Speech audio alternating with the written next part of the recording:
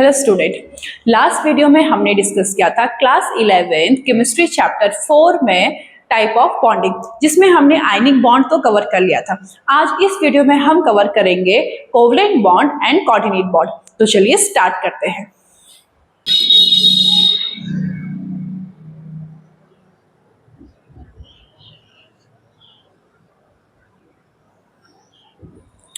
Covalent bond का मतलब होता है कोई भी दो एटम अपने ऑक्टेट को कंप्लीट करने के लिए इलेक्ट्रॉन के म्यूचुअल शेयरिंग करते हैं। सो कोवलेंट बॉन्ड को हम डिफाइन कर सकते हैं, it is the bond between two atom to complete its octet by sharing the electron mutually.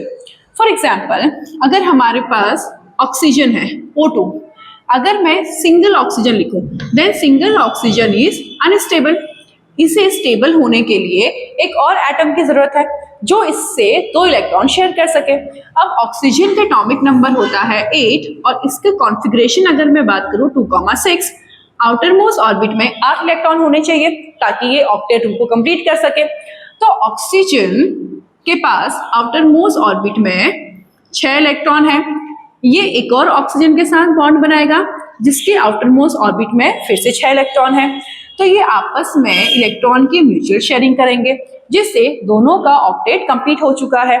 अब हम ऑक्सीजन के बीच में ये देखिए, एक इलेक्ट्रॉन, दो इलेक्ट्रॉन, एक इलेक्ट्रॉन पेयर की शेयरिंग हुई एंड इस केस में भी एक इलेक्ट्रॉन पेयर की शेयरिंग हुई। एक इलेक्ट्रॉन पेयर एक बॉन्ड का फॉर्मेशन करता है। तो ऑक्सीजन के बीच में दो इलेक्ट्रॉन पेयर की शेयरिंग हुई है, तो इन दोनों के बीच में डबल बॉन्ड का फॉर्मेशन होगा एंड इस स्टेट में जो ऑक्सीजन है ये स्टेबल कॉन्फ़िगरेशन इसने अटेन कर लिया है।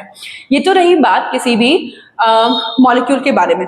अगर हम हेटेरोटॉमिक मॉलिक्यूल की बात करें, हम एग्जांपल लेते हैं अगर कार्बन डाइऑक्साइड CO2। इस केस में कार्बन की वैलेंसी होती है 4, तो कार्बन के पास आउटर मोस्ट ऑर्बिट में 4 इलेक्ट्रॉन है। इसे भी अपना ऑक्टेट कंप्लीट करना है, तो अपने ऑक्टेट को कंप्लीट करने के लिए इसे 4 इलेक्ट्रॉन और चाहिए। एंड ऑक्सीजन, अभी मैंने आपको बताया था कि ऑक्सीजन को अपने ऑक्टेट कंप्लीट करने के लिए सिर्फ 2 इलेक्ट्रॉन की रिक्वायरमेंट है। तो ये दोनों ऑक्सीजन कार्बन के साथ बॉन्ड फॉर्म करेंगे और इलेक्ट्रॉन की शेयरिंग करेंगे। नाउ इस केस में ऑक्सीजन ने 2 इलेक्ट्रॉन कार्बन से शेयर कर लिए, तो ऑक्सीजन का ऑक्टेट कंप्लीट हो गया। इस केस में भी ऑक्सीजन ने कार्बन के 2 इलेक्ट्रॉन को एक्सेप्ट कर लिया और इसका ऑक्टेट कंप्लीट हुआ। लेकिन इन रिटर्न कार्बन को भी तो चाहिए कि उसका ऑक्टेट कंप्लीट हो, तो कार्बन इन दोनों ऑक्सीजन से 2 इलेक्ट्रॉन शेयर करता है, जिससे यहाँ पे किसी भी एटम ने कंप्लीटली इलेक्ट्रॉन डोनेट नहीं किया, ना किसी दूसरे एटम ने कंप्लीटली इलेक्ट्रॉन एक्सेप्ट किया। इन्होंने इलेक्ट्रॉन की आपस में म्यूचुअल शेयरिंग की है, हेंस कार्बन और ऑक्सीजन के बीच में डबल बॉन्ड का फॉर्मेशन होता है और इस बॉन्डिंग को हम कहते हैं कोवलेंट बॉन्डिंग। तो कोई भी एटम अपने ड्यूप्लेट को या फिर अपने ऑक्टेट को कंप्लीट करने के लिए जब इलेक्ट्रॉन की म्यूचुअल शेयरिंग करते हैं उसे हम कहते हैं कोवलेंट बॉन्डिंग। तो आई होप आपको ये जो कॉन्सेप्ट है कोवलेंट बॉन्ड का समझ में आ गया होगा। अब हमें कोवलेंट बॉन्ड में पढ़ना है टाइप ऑफ कोवलेंट बॉन्ड, कि कोवलेंट बॉन्ड कितने टाइप के होते हैं।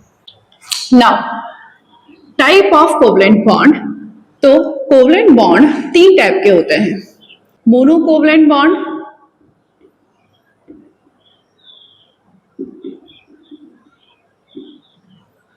डाई कोवलेंट बॉन्ड,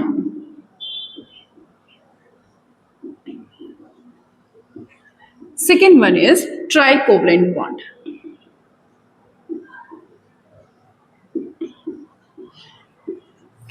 मोनो का मतलब होता है 1, मतलब 2 एटम के बीच में सिर्फ एक कोवलेंट बॉन्ड का फॉर्मेशन होगा।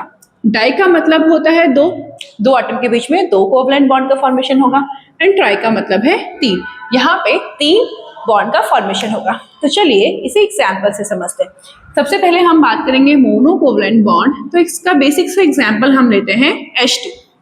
हाइड्रोजन की वैलेंसी होती है 1, हाइड्रोजन के पास सिर्फ एक इलेक्ट्रॉन प्रेजेंट है और हाइड्रोजन का ड्यूप्लेट तो कंप्लीट है ही नहीं, तो हाइड्रोजन अपने ड्यूप्लेट को कंप्लीट करने के लिए एक और हाइड्रोजन से एक इलेक्ट्रॉन की शेयरिंग करेगा।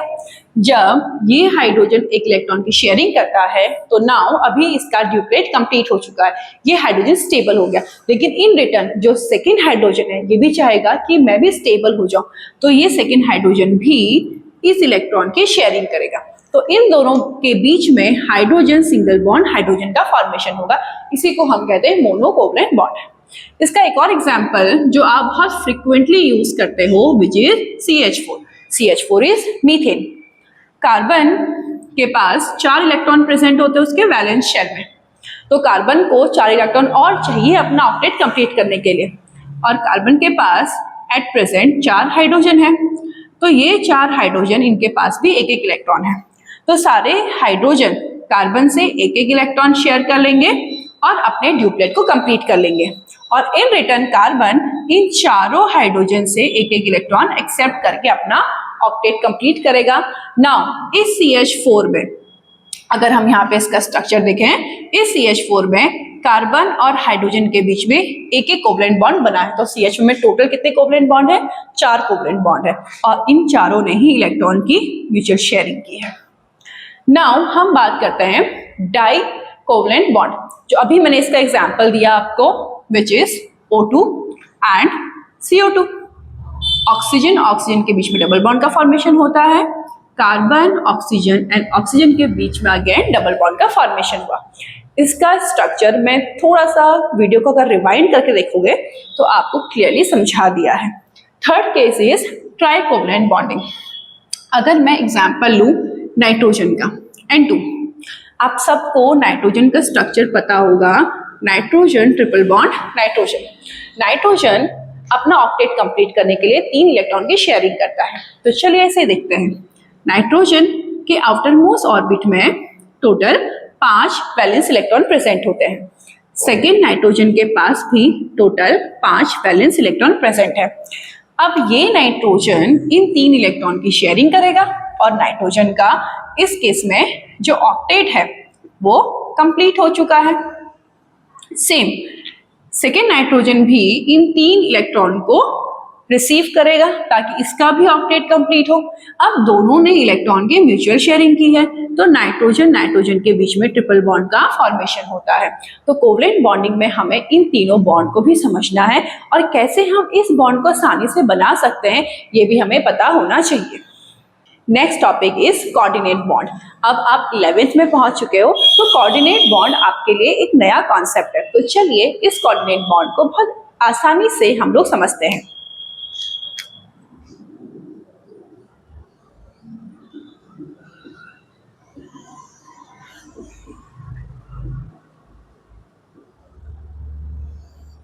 कोऑर्डिनेट बॉन्ड को समझने से पहले हमें कुछ टर्म पता होना चाहिए, जैसे लोन पेयर क्या होता है, बॉन्ड पेयर क्या होता है।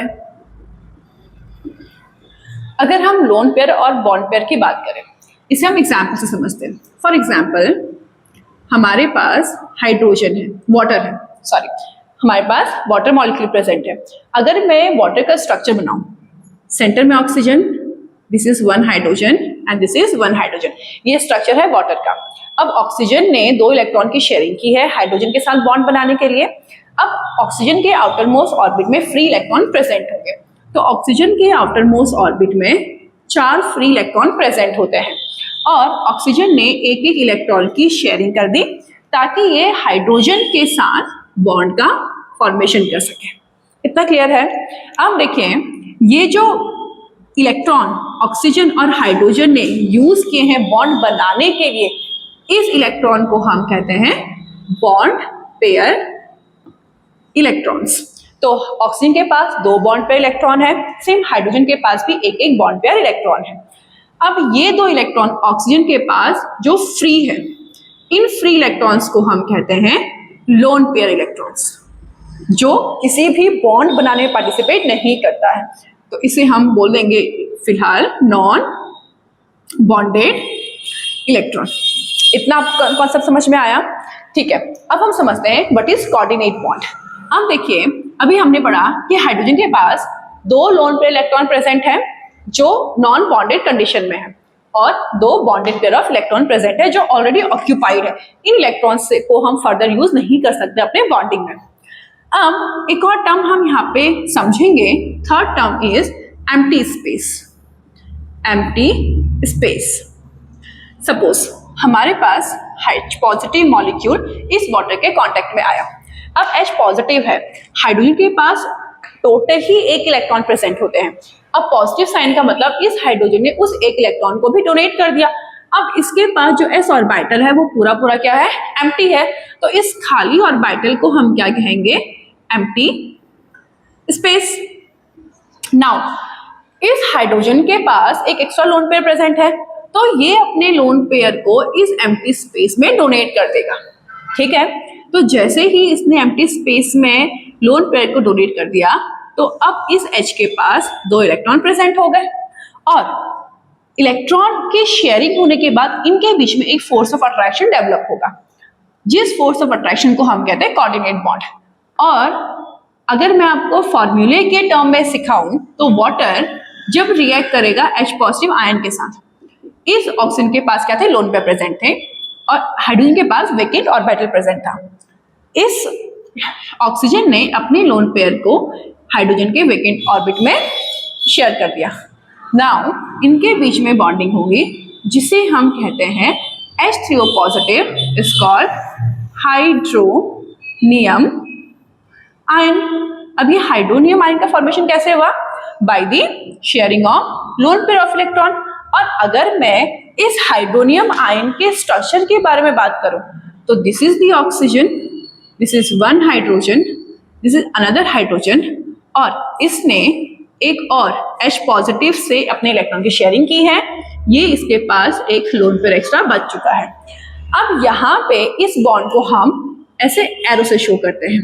इस एरो का मतलब है this is the coordinate bond, और ये एरो दिखाता है कि सिर्फ ऑक्सीजन ने अपने लोन पेयर को हाइड्रोजन को डोनेट किया है, इन रिटर्न हाइड्रोजन ने एक भी इलेक्ट्रॉन की शेयरिंग नहीं की है। तो this is the coordinate bond. तो कोऑर्डिनेट बॉन्ड होता क्या है, तो coordinate bond is a bond between 2 atom, जिसमें एक एटम जिसके पास लोन पेयर प्रेजेंट है, वो अपने लोन पेयर ऑफ इलेक्ट्रॉन को दूसरे एटम को डोनेट करेगा जिसके पास वेकेंट ऑर्बिटल प्रेजेंट होगा, या जिसके पास एम्प्टी स्पेस प्रेजेंट होगी, और उनके बीच में बनने वाला जो बॉन्ड है उसे हम कहते हैं कोऑर्डिनेट बॉन्ड, और इसे हम एरो से शो करेंगे।